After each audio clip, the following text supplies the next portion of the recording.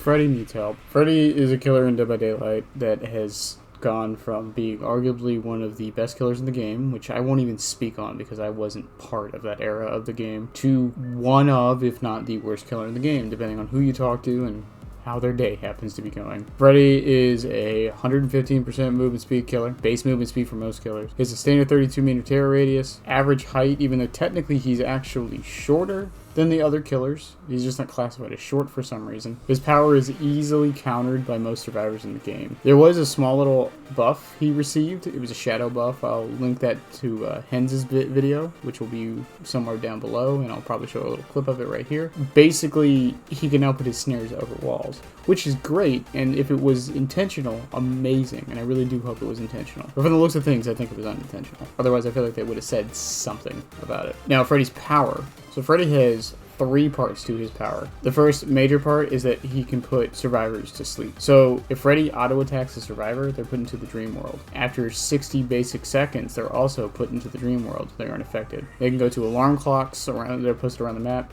usually 2 of them, to wake themselves up, or they can fail a skill check and also wake themselves up. While in the dream world, they're oblivious, so they don't hear the terror radius. However, Freddy does have a non-directional lullaby. They can also be affected by and see his traps, and that's really all that you can do with it. Now, his traps, Freddy has 2 of them. He has the snares that slow survivors down, and the pallets, which are fake pallets that don't stun him and basically just waste the survivor's time, lock them into animation. Both are decently okay, but not that great. The last part of his power is his ability to teleport the generators. Now, only generators that haven't been completed. That's it. He has to channel it, and then he can teleport. He can also cancel it to get some of the cooldown back. That's where a lot of the skill with Freddy comes from, is learning to cancel it to trick survivors into going a certain way, or cut them off, etc., etc. Now, I might not have explained his abilities fully, or to the best of my abilities, but I feel that that's most of it as far as how it works. Now, at the end of the day, this means that Freddy is a M1 killer whose power doesn't always work because the survivors aren't always asleep, and when his power does work, they're easily seen and dodged, and that's just the snares. With his dream pallets, if the survivors know they're there, they're not going to waste their time with it. And if they didn't even waste their time flopping the dream pallet down, it didn't do anything. You were going to get a hit anyways. The slowing effect on the dream snares is actually still pretty good on some loops, and with the buff to him being able to put them through walls, can actually make him a pretty big threat on a lot of the longer loops. Once again, though, they have to be asleep, and that either requires an M1 or you to wait 60 seconds. His teleport is one of the better parts of his kit. He can teleport to gens, and the cooldown is actually decently short. This lets him use Pop, Call It Brine, Eruption, and any gen kicking perk, Barbecue and Chili. But once again, at the end of the day, he's just an M1 killer with some added benefits.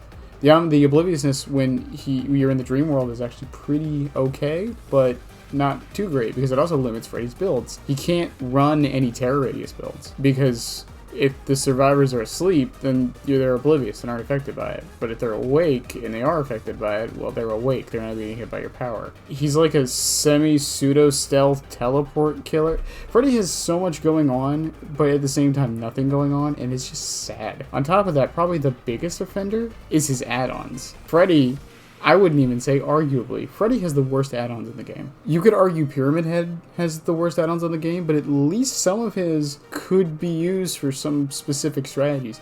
Freddy's just sucks. All of his add-ons do basically nothing. There's a few exceptions, but even the exceptions are either niche or really don't do anything at the end of the day. You got the wool shirt. Okay, let's go over some of his add-ons. You got the wool shirt. Increases healing regression and failed skill checks. Basically, any skill check you fail, it increases how much they lose by 4%. He's got add-ons that do the same thing, the blue dress and the other dress, whose name escapes me, that also limit that to 4% and reveal the survivor's aura for 4 seconds. The reason why this add-on isn't that great is, 1, that's only like an extra maybe second you're saving if that happens, and 2, the biggest thing with it, is you're relying on survivors to miss skill checks, which you could argue, well, they'll do that to get out of sleep. No, they'll probably just go to an alarm clock or just deal with being asleep. Being asleep isn't that big of a deal. That's the other issue. Being asleep isn't a threat so they don't really care about being asleep. It used to be back when Borrowed Time was affected by the Terror Radius, which I do believe was a good change, but it was really the biggest thing Freddy had going for him back in the day. And then you've got every single add-on that turns his snares into pallets. Here's my thing with this. The snares and pallets should be toggled, much like with Clown with the yellow bottles and the purple bottle. It should be a toggled effect, because that would mean you have snares and pallets as options, and you can still teleport, because it wouldn't even be taking up an extra button. You could just make it, if you tap the button when not looking at a gen, or even if you just tap the button, it switches, and if you hold it, then you start teleporting. It might be a tiny bit clunky, but you could say that with animations. Then you've got the add-ons that increase sounds while you're in the dream world. So he's got the outdoor rope that increases the range of generators being worked on by 8 meters.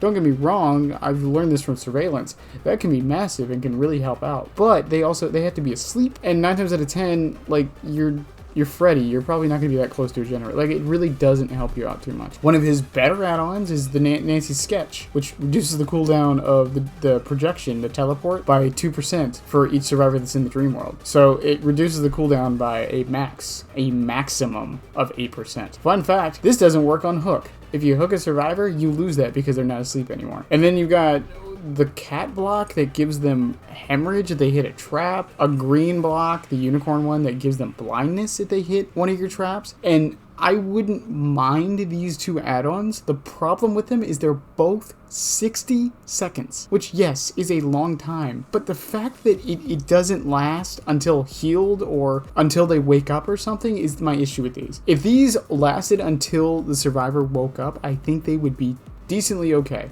Not amazing, but decently okay. Nancy's Masterpiece, which is just a better thing of Nancy's Sketch, basically. It's 3% instead of 2%, which still isn't anything great. Then you have his purple add-ons, the add-ons that are supposed to change the way he plays, which, granted, they do change the way he plays. Just nothing super significant.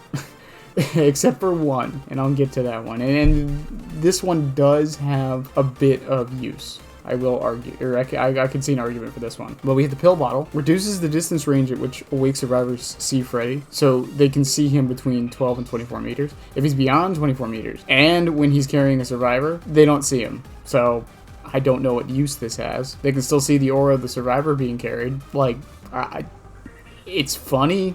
It's about all it's got going for it. It's hilarious to see like a Dwight just like floating in the air, looking like he's glitching, I guess. You got the swing chains. They increase footsteps by 50%. The jump rope, which isn't a purple one, but this also increases grunts of pain by 50% if they're in the dream world. Once again, if they are asleep. If they aren't asleep, this does nothing for you. Granted, as I said earlier, survivors probably don't mind being asleep, but still, the footstep noise and the grunt pain noise are actually decently okay. I just think they're kind of shit for add-ons. They don't really affect the game too much and just let you mind game a little better if you know how to use it. It's really all though. Otherwise, they're not that great, and it's sad. Why not just combine all 3 of them into one add-on? Make all sounds louder. But even then, the argument could be made that that could actually be disorienting for some killers. And I could agree, it definitely can be. But I'm not sure.